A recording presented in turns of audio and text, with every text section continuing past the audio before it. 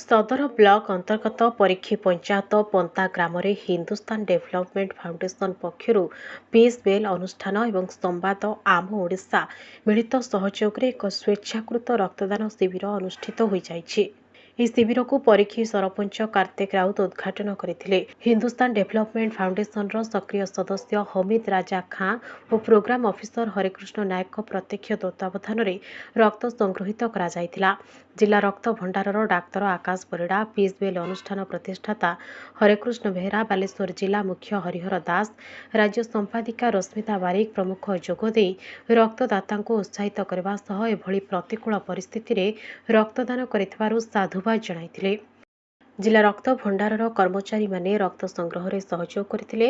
ଅନ୍ୟମାନଙ୍କ ମଧ୍ୟରେ ଜଗନ୍ନାଥ ପଣ୍ଡା, କିରଣ ବେହେରା, ଶେଖ୍ ହବିବ, ସଲାମତ ଅଲି ଖାଁ, ଶେଖ୍ ଜାକିର, ମୁଶାରଫ ଅଲି ଖାଁ, ଜାହିର ଅଲି ଖାନ, ପଙ୍କଜ କୁମାର, ଶେଖ୍ ସରାଜୁଲ, ରହେମାନ ଅଲି ଖାଁ, ତବାସୁସ ରେହମାନ, ମାଜିଦା ରଜା ଖାଁ, ଫରିଦ ଅଲି ଖାଁ, ଆବୁ ବକର ଖାଁ, ଅଜୟ ମଣ୍ଡଳ, ସମ୍ବାଦ ଜିଲ୍ଲା ପ୍ରତିନିଧି ମନୋଜ କୁମାର ରାଉଳ, ଆମ ଓଡ଼ିଶା